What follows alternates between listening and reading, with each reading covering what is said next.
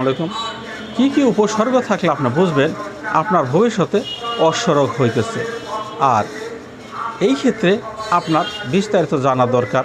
কারণ অশ্বরোগ হওয়ার আগে প্রথমত আপনার মল শক্ত হবে এবং মলদার দিয়ে কম বেশি মাঝে মাঝে রক্ত আসতে পারে, ব্যথা, জ্বালা, চুলকানি এইরকম যে কোনো সমস্যাই হতে পারে। এই ধরনের সমস্যা যদি হয় আপনারা নির্দ্বিধায় ডাক্তারের শরণাপন্ন হন। আর এই সময় যদি আপনারা চিকিৎসা নেন তাহলে কিন্তু অল্প সময়ের ভিতরে আপনাদের ভালো হওয়ার সম্ভাবনা আছে ইনশাল্লাহ। আর যদি রোগটাকে কঠিন করার পরে চিকিৎসা নেওয়ার চেষ্টা করেন তখন একটু সময়ের বেশি প্রয়োজন পড়ে। আর আমাদের দেশে সাধারণত অর্শ, ভগন্ত এই রোগগুলি মহিলাদেরই বেশি দেখা দেয়, পুরুষের কম দেখা দেয়। কারণ মহিলাদের শাকসবজি খাওয়ার অভাব, পানি খাওয়ার অভাব এবং এরা শরীরের প্রতি খুব যত্নশীল হন না, এরা শুধু চেহারার প্রতি যত্নশীল হন।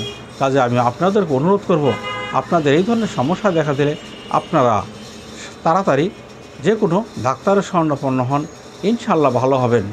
কারণ অর্শ একবার যদি হয়ে যায়, এই ক্ষেত্রে দেখা যায় 2-4 বার অপারেশন করার পরেও রোগীরা কিন্তু প্রথমে কিছুদিন ভালো থাকেন, তারপরে এই রোগ আবার দেখা দেয়। এই ধরনের রোগ আমাদের কাছে হাজার হাজার আসে এবং আমরা চিকিৎসা করে থাকি। কাজে আমি আপনাদেরকে অনুরোধ করব, আপনাদের যদি এই ধরনের সমস্যা থাকে তাহলে আপনারা অতি দ্রুত যে কোনো বিশেষজ্ঞ হোমিও ডাক্তারের শরণাপন্ন হন, ইনশাল্লাহ অবশ্যই ভালো হবেন। কারণ আপনারা চিন্তা করেন, প্রথমত অ্যালোপ্যাথিক যে কোনো বিশেষজ্ঞ ডাক্তারের কাছে যান, ওনারা যদি ফেল করেন তখন আপনারা হোমিও ডাক্তারের কাছে আসেন। কিন্তু পুরা পৃথিবীর সম্পর্কে আপনারা জানেন, শুধু আমাদের বাংলাদেশ সম্পর্কে নয়।